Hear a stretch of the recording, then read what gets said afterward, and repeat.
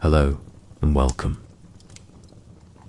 In this quiet corner of YouTube, we take our time to slow down, to breathe, and to explore the gentle side of history.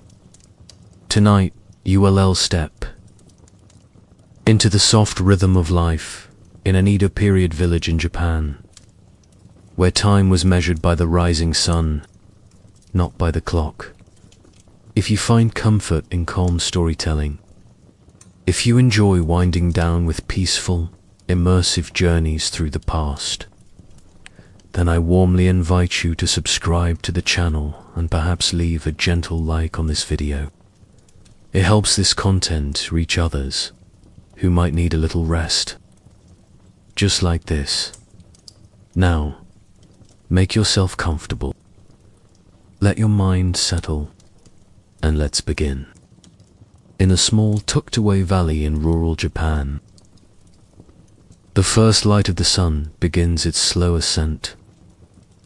The Edo period has been quiet for over a century. Now no great battles.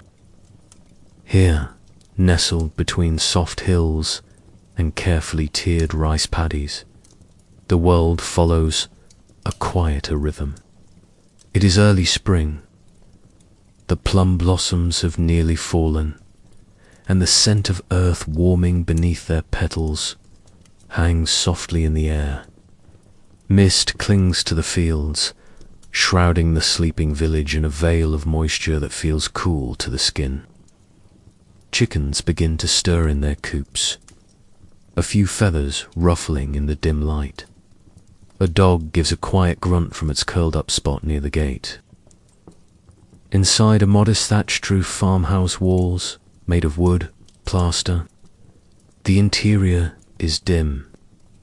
Faint grey light filters through the translucent shoshi screens. Tatami mats, carefully swept and woven from rice straw, line the floor, each mat a calming geometry soft underfoot. Futons, thin but warm, are folded aside with gentle hands. The rustle of linen and the slow stretching of bodies mark the beginning of the day. Father, mother, and to children each begins their morning. The fire in the hearth has long since gone out. The coals are still warm beneath the ash. The mother rises first. She slips on her work. Kimono plain, indigo cotton. Repeating padanand, makes her way to the airori, the sunken hearth, at the center of the home. There, she gently breathes new life into the coals. With a few practiced puffs and the addition of dried twigs and straw, she places the blackened kettle over the fire, filling it with cool well water. The water sings as it heats. Meanwhile, the father rolls his shoulders, rubs his neck, and steps outside to wash. The well is only a few meters from the house. Its wooden frame is old. The rope creaks softly as he lowers the bucket. Water splashes. He uses a wooden ladle to rinse his face. The chill wakes him more fully. A few birds begin to sing, sparrows first, then warblers. One of the children stirs, peeking from behind a woven blanket. Slowly, methodically, the boy begins to roll up his futon. He folds the covers carefully and stacks them against the wall just as he has watched his mother do each morning. Inside, the mother prepares breakfast. She reaches for the small, round pot of leftover rice. From last night, a few scoops go into the iron pot with fresh water. This will be turned into okayu, a rice porridge, so soft, pickled daikon, an eggplant made last autumn, and stored in ceramic crocks are. A small miso soup is started. Just miso paste and a few cubes of tofu with green onion sliced so thinly it floats like grass on water. The house begins to fill with scent. Toasted rice, soft smoke, the brine of pickled vegetables. Back outside, smoke curls gently from the roof vent. In neighboring homes, similar rituals are unfolding. A woman next door sweeps her entryway with a short straw broom. Her wooden getter clack faintly on the stone steps. Across the narrow dirt path, a farmer's son carries a bucket of slop to the pigsty. It is not busy. It is still and sacred in its own way. Inside again, the kettle whistles faintly. The mother lifts it off the flame and pours hot water into a ceramic teapot. Inside, roasted barley. The scent is nutty, comforting, slightly bitter. A second pour into a wooden cup cools it slightly for the father, who is now returned. Each member sits kneeling or cross-legged. Chopsticks are passed. There is a bow of the head. The boy, still fighting, sleep fumbles with his miso soup but says nothing. The mist outside glows softly as the sun rises higher. The family gathers around the hearth. He pauses to watch the herons that perch on the banks of the paddy. No table yet, only small trays laid out in front of them. Her movements are small but practiced. Silence is not discomfort here. It is a comfort all its own. Through the paper walls, light has begun to shift. Somewhere, a bell rings faintly, probably from the small temple nearby. Already, across the field, an elderly man can be seen walking slowly to the tool shed. His steps are on. The children finish breakfast. The youngest one is tasked with cleaning up, taking the empty bowls to the corner basin. The father checks the wooden sandals stacked at the doorways, and his son, the son watches, mimics. They step out together. Beyond the home, the village path stretches like a narrow ribbon between houses. A woman crouches, gathering fallen twigs for kindling. An old man ties together bundles of straw. The village is awake. The first full breath of the day has been taken, and soon the work will begin. But in this awoe just after dawn, just before labor there is peace. Like breathing in sleep, the day stretches ahead, and it all began. With a soft crackle of a fire, a ladle of water, and a humble bowl of rice. The sun has now risen fully, though it is still low enough to cast long shadows across the land. In the fields that surround the village, the mist begins to lift slowly. It hangs just above the rice paddies like a gauze curtain, diffusing the morning light into a gentle glow.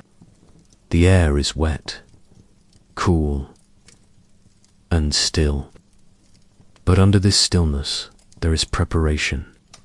It is simply a planting day, common day, like hundreds that have come before, and that is exactly what makes it beautiful. Today is not a festival day. It is not a holiday, nor a moment of special importance. Before work begins, tools must be checked. Inside a small wooden shed at the edge of the field, bundles of long-handled tools lean patiently against the wall. Their handles are smooth from decades of use, oiled by the hands of fathers.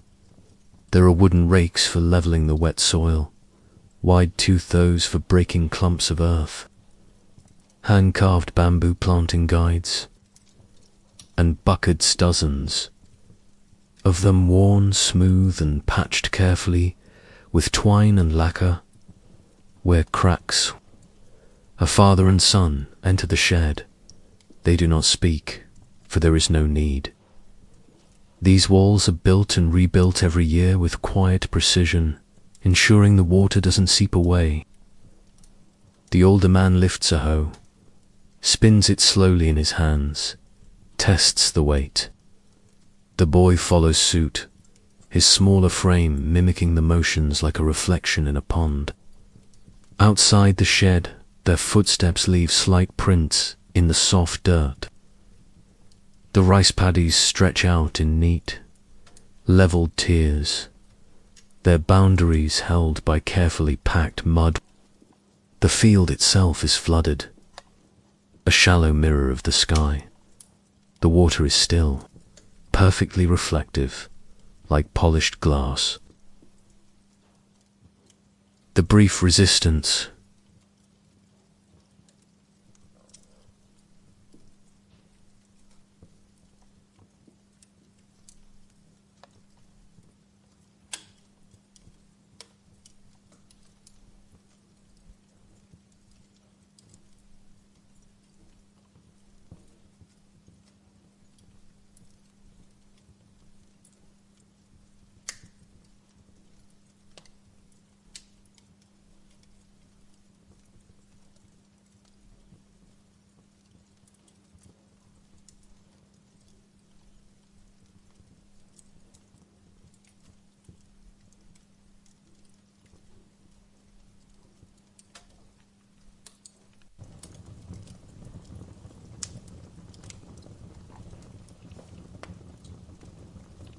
Maybe. When the wind stirs, it ripples gently, never hurried.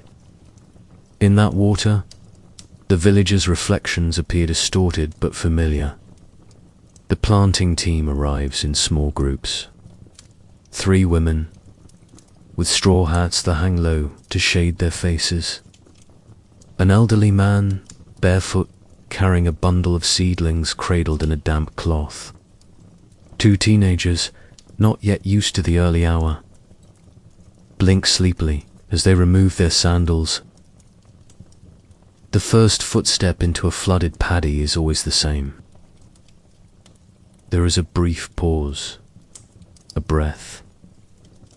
Then, the sensation of water climbing the ankle, the soft suction of mud curling around toes, and then the second foot follows.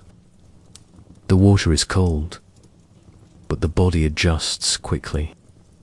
The rhythm of the task takes over. Rice planting is slow. It is repetitive, quiet. It is a meditation in motion. Each worker takes a handful of seedlings, more fragile things, each no more than 6 inches tall. Their roots are bound lightly with soil. Their shoots, a vivid green, one by one. The seedlings are pushed into the mud. Index finger and thumb, gentle pressure. Each stalk spaced carefully, in neat rows. Every motion is deliberate. Every motion repeats. Push, step, plant, breathe. Monotonia, peace that cannot be found in hurried work. The workers do not need to speak. Their bodies move in harmony, like oarsmen rowing a slow boat. In time, they form long lines across the paddy. From a distance, the field seems to breathe. There is no machinery here. No loud clanking or shouting, just the gentle music of handwork. Water sloshing softly. Occasional laughter low, relaxed, drifting lazily across the field. The creak of bamboo buckets being lifted and emptied. The squelch of bare feet pulling free from thick mud. And the birds. Always the birds. Black kites. Overhead. Egrets. Near the edges. Tiny sparrows chirping from the thatched roofs nearby. Never overpowering, it clings to necks and mixes with the fine smell of earth and water. Muscles ache, though not painfully just enough to remind one that the body is alive. Even in labor, the soundscape remains gentle. Close to nature, it is roasted barley. By mid-morning, the sun has risen high enough to warm the backs of the workers. The hats provide shade, but sweat begins to gather at temples, to drip from chins. At the edge of the field, an old persimmon tree stands. Its limbs are thick, gnarled, and home to several generations of birds. For a moment, the leaves of the tree whisper over their heads, like the soft turning of pages in a storybook. Beneath this tree, a cloth is laid out. Tea is poured from a clay flask into small, handleless cups. A shared gourd of pickled plums is passed around. Fingers wipe sweat from brows. Like calligraphy, they mark the surface order, imposed on nature. The workers' shadows stretch and fold across the paddies. Feet are lifted from the mud, ankles rinsed in clear buckets. This is the briefest of rests. The breeze picks up, rustling the sleeves of the workers. No one. Time bends slightly here. And then, when the cups are empty and the limbs are stretched, they return. That labor, in its own quiet way, is a kind of prayer. By now, the fields have changed. She watches the workers for a time, nodding faintly, then disappears. What was once empty water now holds rows and rows of bright green stalks. The sun reflects between them. Each seedling is a promise of harvest, of food, but also, simply, a reminder that time continues to move. That season's return. A prayer made, not with words. And patience. Children occasionally peek from doorways. One boy throws a small stone and watches it skip twice before sinking into the muddy water. An old woman stands at her garden gate, holding a bamboo walking stick. The village and the field are not separate. They breathe. Together. Each household depends on this work, not just for rice, for continuity. As the sun reaches its highest point, the workers begin to clean. Tools are rinsed with care, mud gently scrubbed off with soft river water. Straw sandals are brushed off and placed in rows. The men and women bow slightly to one another, simple, wordless gestures of respect, but their minds are still. The fields are quiet again. Only the breeze remains, and the water, which now holds the weight of a future harvest. This day is far from over, but already the most sacred work has been done, but with silence, humility, and it has been done not with haste or glory.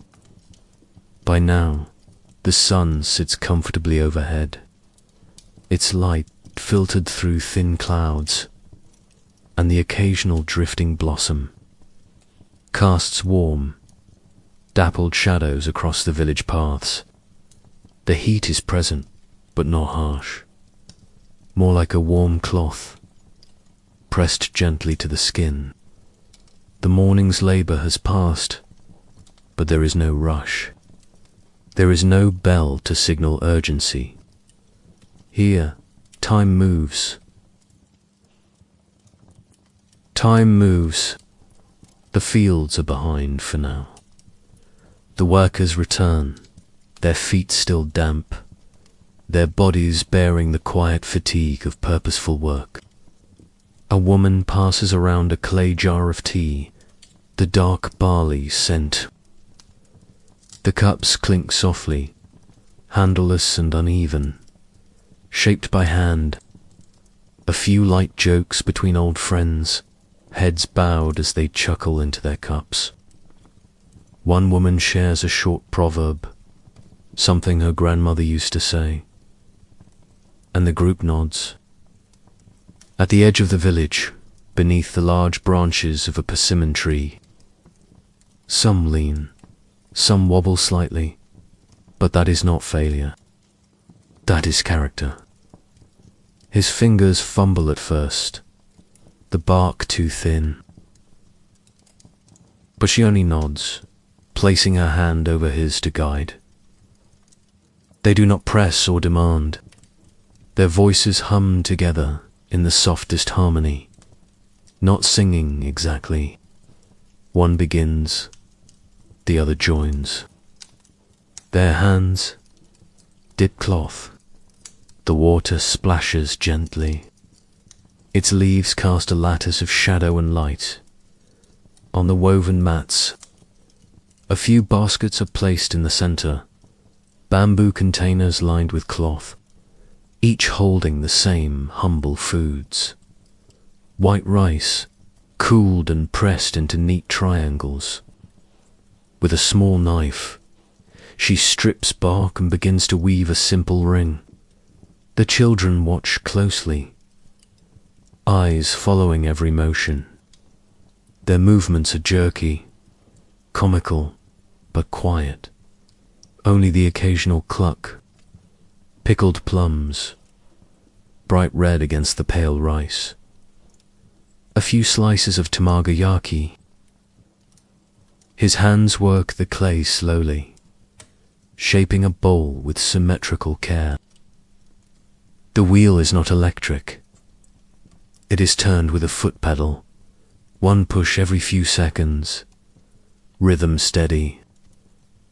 Dried seaweed and roasted soybeans, their skins slightly blistered. It has lived here for years, content to follow whomever carries food. The villagers sit cross-legged or kneel, fanning themselves with folded paper. Their hats rest beside them. No one speaks loudly. There is laughter, yes, soft and communal. Some close their eyes briefly, letting the sun touch their cheeks. When the meal ends, the village doesn't fall into stillness, but into ease. Chores continue, but they are quieter now. A potter squats by his wheel, shaded by a low roof of woven reed. With each rotation, the vessel takes form, the rim widening. They are not uniform. Further along, by the well, two women scrub garments on wooden washboards. Nearby, a group of children gather around an elder. She sits on a low stool beneath the eaves, a basket of peeled willow branches beside her. "Try it," she murmurs, handing a branch to the smallest child. No one scolds here. Chickens wander freely through the dusty paths, pecking at grain and insects. A dog sleeps in the shade, its ears flicking occasionally at flies. It belongs to no one and everyone. In a nearby stall, a cow shifts its weight. Its bell jingles faintly, a soft, distant sound. Even the animals, it seems, have learnt the rhythm of the village. In the main square, little more than a wide open space near the shrine. He is older, with robes faded by decades of washing. On his lap, inked with characters drawn in flowing strokes, a few boys gather to listen. The man does not perform. He does not shout. He reads slowly. His voice is soft, like wind across paper. The story is one of a fisherman who catches a turtle, and how the turtle leads him to an underwater palace. The words drift over the square like incense smoke. From comfort, even if the boys have heard the story before, and they have, they sit still. Sometimes they close their eyes, not from boredom, but from knowing. A thin paste forms and is scraped into a bowl with a wooden spatula. He runs his fingers through each knot, nodding slightly, satisfied with the weave. The village breathes. The child sits still, eyes half-lidded. Each stroke of the wooden comb is slow, deliberate. The hair is thick, dark, smooth. The grandmother hums under her breath, an old song remembered without thinking. In homes nearby, other forms of labor unfold. A woman grinds soybeans on a stone mill. The rhythmic creak of the handle sounds like a lullaby. Inside, a man inspects fishing nets. Each thread, the net stretches across the tatami like a spider's web. The silence, the connection. His feet are bare, his eyes are closed. In one house, a grandmother gently combs her granddaughter's hair. It's not just the hair she's caring for, it's the moment. A cicada begins to sing, then another joins. The sound is steady, rising and falling, like breath. And another. Soon, the air is alive with their voices. A chorus. A boy watches a praying mantis stalk a moth. In the garden, he doesn't interfere. He simply observes, curious, patient, connected. Their rhythms are part of the village's music. In one shaded home, an old man lies on his side. A man stirs the embers of the hearth, adding a new piece of wood. His breathing is soft, slow. A reed fan rests on his chest, rising and falling with each breath. The sounds of the village drift in through the open window, the rustle of leaves, the faint splash of water, the occasional laughter of children.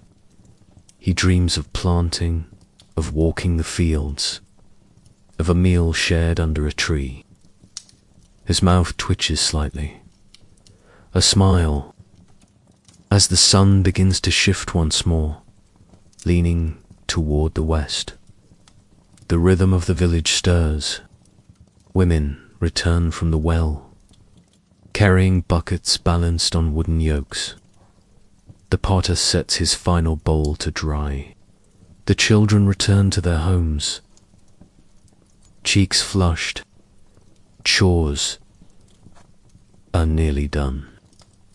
But there is no alarm, no sharp signal, just a feeling. Shared and understood. And so the village, having rested and moved, played and mended, fed and laughed, begins to draw its slow breath. The rice fields still shimmer under the sun. The tools have been stacked neatly. The animals have found shade. A mother reaches for a ladle. A child places bowls on the table. All signs that evening is near. But for this brief moment, this soft hour between labor and meal, between sun and moon, the village is at its most peaceful, balanced, whole, The sun has now begun its descent.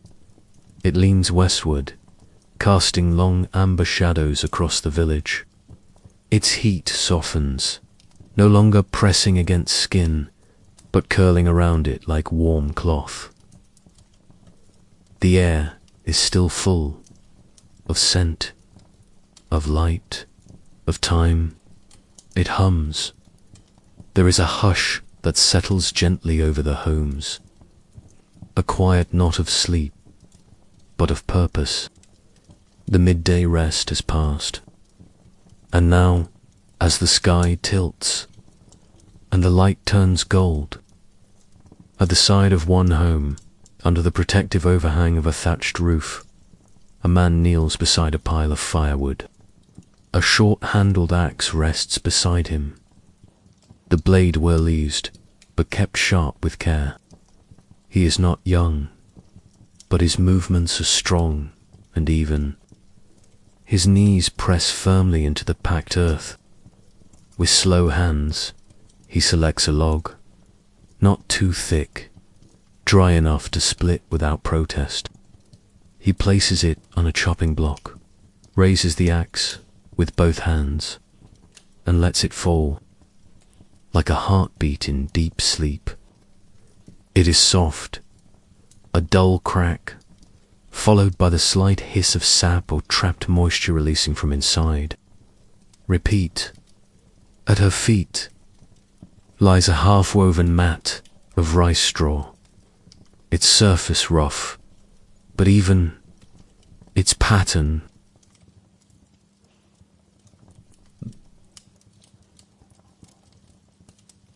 The rhythm is not quick.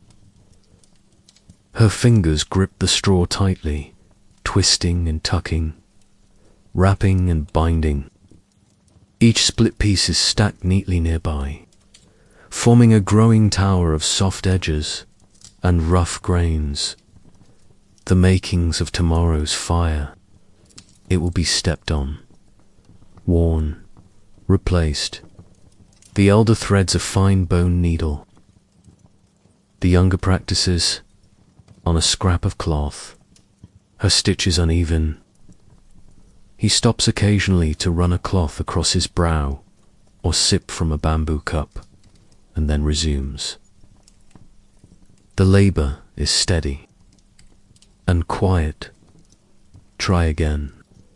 The floor is swept clean, the walls hung with shelves and pegs. A lesson for more than just fabric. In another corner of the village, a woman sits on a small wooden bench beside her home. She works with her hands and her whole body, leaning forward with each motion. It is for daily use, to be laid by the entrance or placed beneath a pot to protect the tatami floor. Wooden handles are oiled, joints inspected, small repairs made with quiet satisfaction, but that does not lessen its worth, soothing, like the brushing of wind through tall grass. To make something with the intention of use is its own form of reverence. Nearby, two girls mend clothing. The older one says nothing. She simply watches, then places a calming hand on the cloth and says, "Try again." And the younger nods, a promise to the future. Inside the storage room of a nearby home, a man inspects his collection of farming tools. It is a small room, windowless, but filled with the smell of cedar and earth. He hums a tune under his breath, the same one he has hummed for years, the melody known only to him, but always the same. A hoe, its edge dulled by morning work. A rake, its teeth worn down. It is a threshold, a sickle, sharp, curved, wrapped at the handle with a bit of cloth. Each is cleaned gently, wiped of mud with a damp cloth, and set aside to dry. In the back corner of the room sits a stone, a sharpening block, The man takes up the sickle and begins to pass it along the stone. Only practiced. The sound is soft. He does not rush.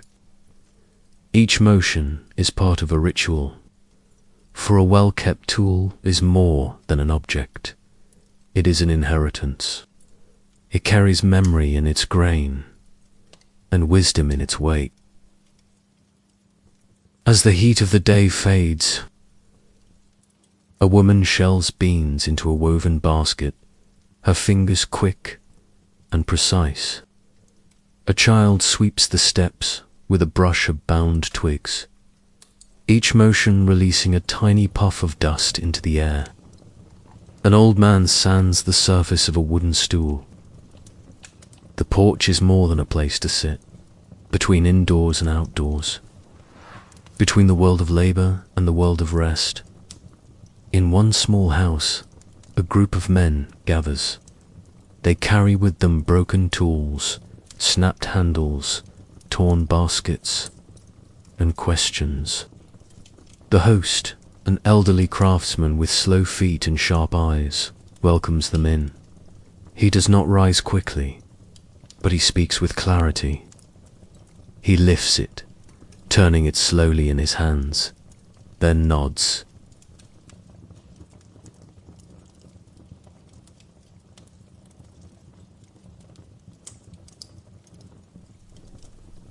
Hardened pine, he says, running a finger along the break, and patience. From a drawer, he produces a strip of cloth and a thin coil of wire. The younger men watch carefully. He is not just fixing a ladle. He is passing on knowledge, knowledge that cannot be written down, only shown. The scent drifts in. The repairs continue. So do the stories. By now, the light has shifted again. The golden glow has begun to stretch, turning longer, softer. Shadows deepen. The air cools, just slightly. A breeze stirs, carrying with it the scent of fresh straw. Perhaps the faint aroma of dinner beginning to stir. The village takes notice. The chopping slows. The mending nears completion. The nets are folded. The sandals are shaken free of dust and returned to their place. A child runs past. The wind lifts it.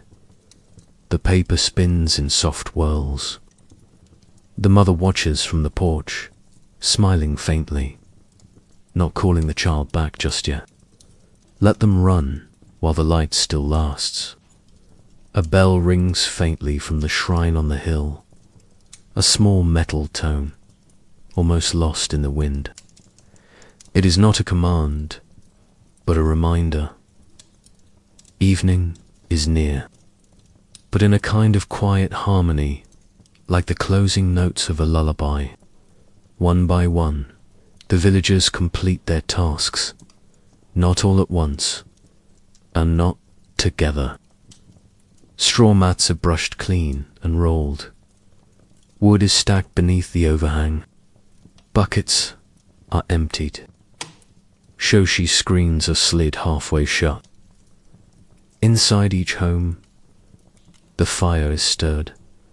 Rice begins to boil. Vegetables are chopped slowly on wooden boards. No grand inventions were made today. A mat woven, a hoe sharpened. No discoveries, no victories, only a broken ladle mended. But here, these things are enough. The pace is human, because the work is honest. Because in these small actions, sanding, sewing, slicing, stitching, their lives' continuity, care, peace. The sun has nearly slipped below the ridgeline. Its last golden light catches the tips of rooftops. brushes across the rice paddies one final time, and then gently disappears behind the trees. The shadows now are long and cool. The air has changed, no longer heavy with heat. It carries the scent of smoke. And supper, evening, has arrived. Not suddenly, but gently. As if the whole village simply exhaled together and settled. At the center of each home, with a practiced hand, she adds a few pieces of kindling. Twigs gathered and dried over weeks. It glows. Low, steady, quiet. It is the heart of the household. The warmth of winter nights. The place where stories are shared. Clothes dried. Tools mended. In one house, a woman kneels beside the hearth, stirring embers that had slept since morning. The pot hums. They're plated in a small ceramic dish with one bright red yumiboshi, a salted plum, and the evening meal begins. Above it, a rounded iron pot, is lowered from a chain that hangs from the ceiling beam. Water inside already begins to shimmer. Her daughter brings washed rice in a wooden bowl. Together, they pour it in. The miso paste is scooped carefully. Rich, fermented, it melts slowly into a pot of simmering broth. Seaweed and tofu are added, floating gently like soft clouds. The lid goes on. He places his hand briefly on her back, not a gesture of ownership, but of quiet gratitude. Then they kneel. Elsewhere in the home, the quiet ballet of supper unfolds. A clay miso bowl is brought out, still warm from the afternoon sun. From a nearby pickling jar, slices of daikon radish are retrieved. It's sliced with a curved knife, the cuts rhythmic and careful. Into the pan it goes, joining carrot and soy sauce in a shallow simmer. Another hand, older, slightly worn, peels burdock root. The miso is sipped in small tilts of the bowl. The pickles snap between teeth with bright contrast. The scent that fills the home now is more than food. It is memory, safety, the warm anticipation of a meal.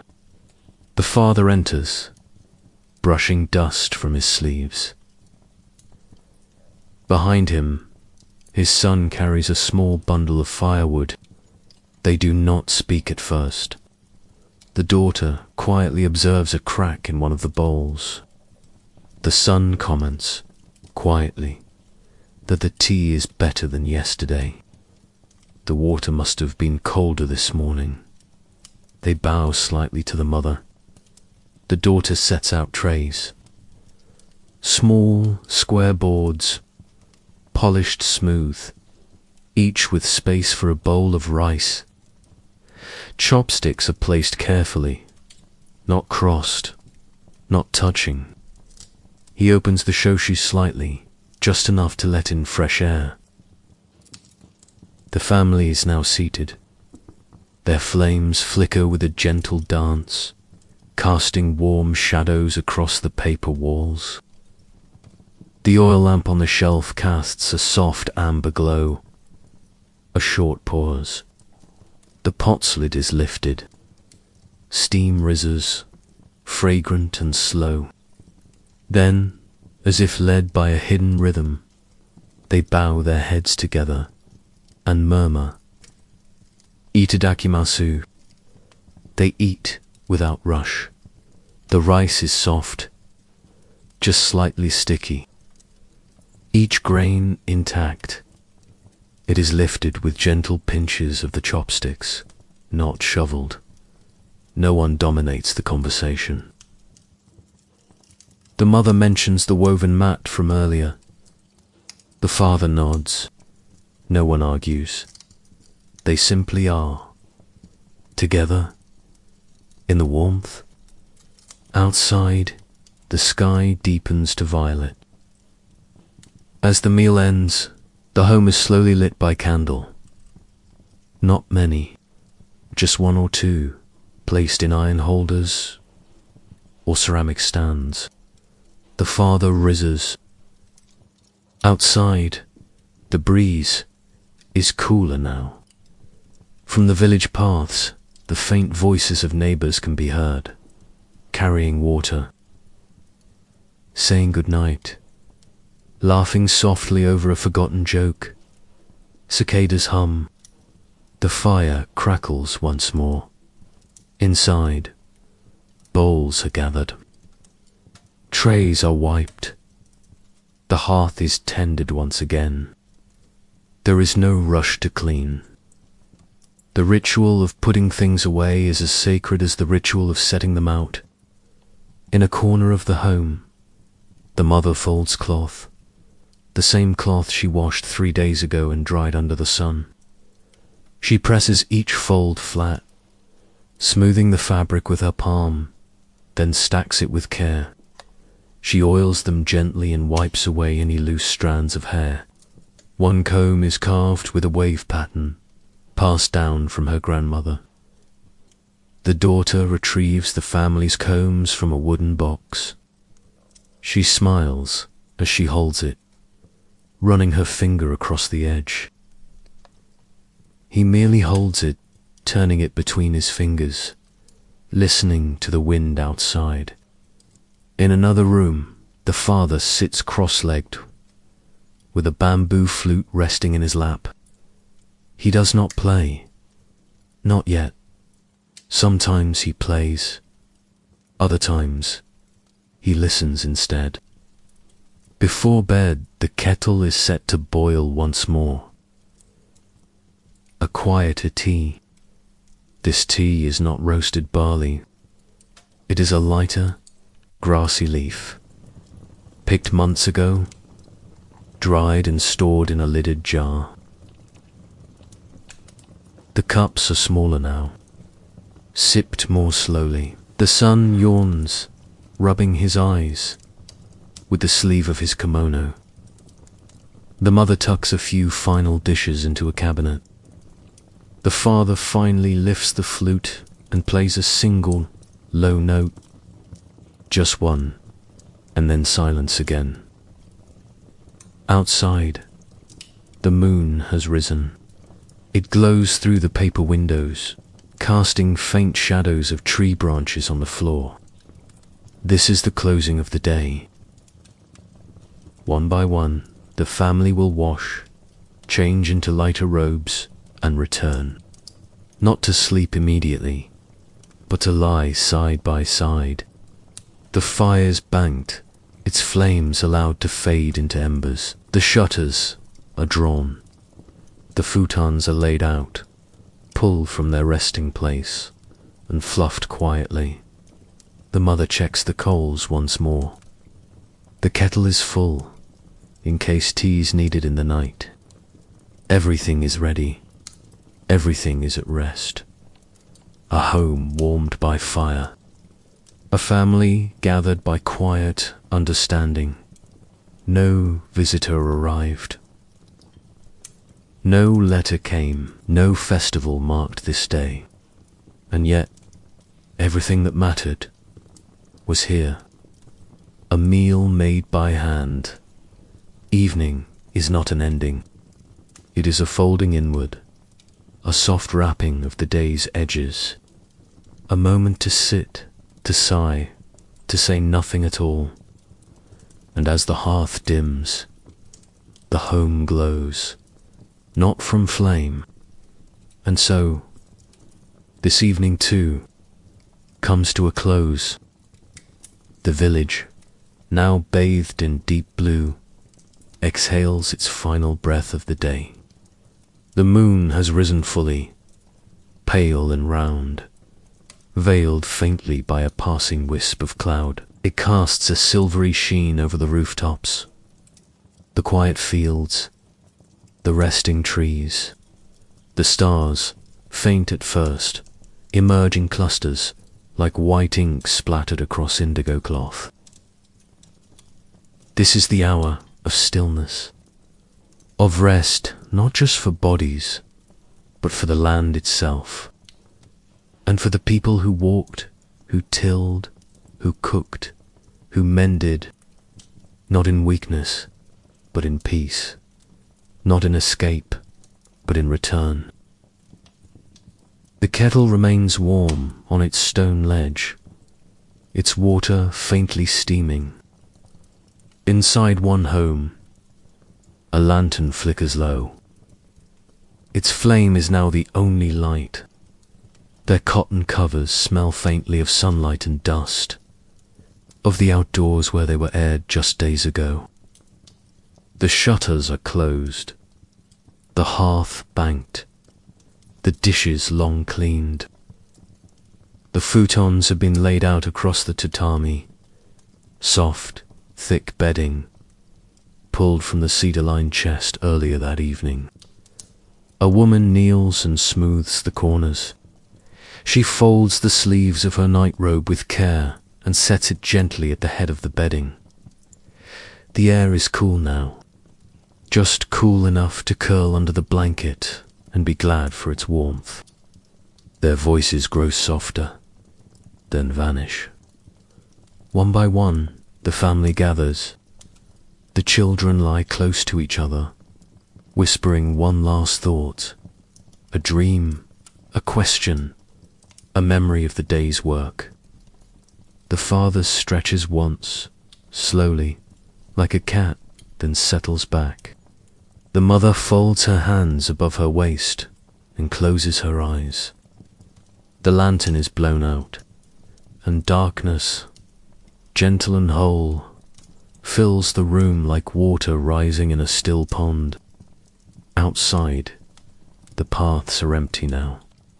No footsteps, no tools, no sweeping, only the quietest sounds remain.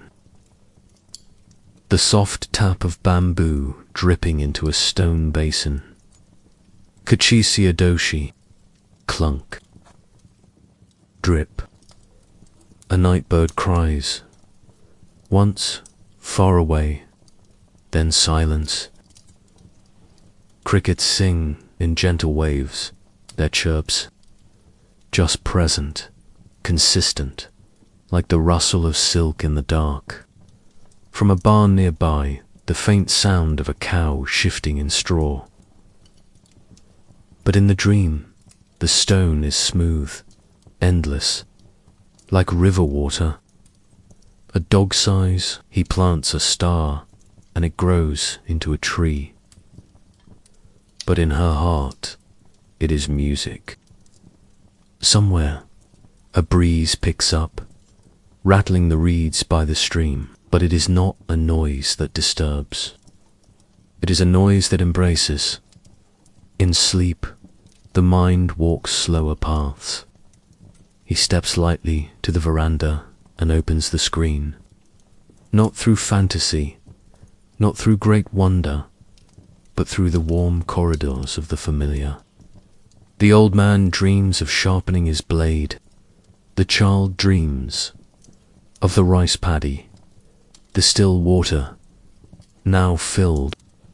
The woman dreams of her grandmother's voice, reciting a lullaby she hasn't heard since childhood. She hums it in her sleep. Her lips barely move, yet somehow it speaks. In stillness, in the shape of the roofs, in the dark, the dog dreams, too, of running, of sun. Sometimes, someone stirs. In one house, a child wakes and rises silently, not frightened, awake. The night air greets him. Cool, moist, filled with the scent of wood and leaves. He stands there, watching the moon for a long time. He listens. The village says nothing. He returns to his bed. No one notices he was gone, except the dog, who lifts its head slightly, then rests it again. Night is not just the absence of day. It is its mirror, its reply. Where the day asks questions. What will grow? Who will help? What must be done? Night offers no answers, but rather acceptance that nothing needs finishing now. That rest is not waste, but wisdom. That darkness, when trusted, is not frightening, but sacred. The villagers do not know these things. Intellectually, they do not speak of them, but they live them fully. Every time they bank the fire, every time they close the door, every time they close their eyes. Time passes now in the way mist moves across the field, imperceptibly. Inside the homes, no one moves. The only stirrings are breath, soft and even. One by one, the candles in the shrine flicker out, left to burn as long as they would. Their smoke coils upward, invisible in the dark, weaving between the wooden beams like incense. The village sleeps, not because it must, but because it can. Because the work of the day was enough. Because the tools are clean, the rice is planted, the soup was shared. There is no fear, only stillness, only peace. The stars remain. The moon continues her slow journey across the sky, casting silver threads across rooftops and thatched eaves, across the narrow paths. The world, as it is, asks for nothing now. Not stories, only sleep, and in that sleep, memory of the tea poured, of the comb through the hair, of a bowl set carefully beside another, of hands in water, of laughter, of the low, familiar hum, of a life outlived. The village dreams, not of glory, but of rhythm, of time, measured not in seconds, but in breaths of tomorrow, which will come, but not yet. And so, as the sun sets behind the hills of the Edo countryside, and the village begins to quiet once more, we've reached the end of our journey. Thank you for walking slowly with me through this day in the life of a time long past. If this peaceful story helped you unwind, if it brought a little calm to your night, I gently invite you to subscribe to the channel and maybe leave a comment sharing your favorite detail, or simply to say hello. A quiet community is still a community. And if you'd like more gentle journeys like this, your support helps me create more. Until next time, sleep well and take care.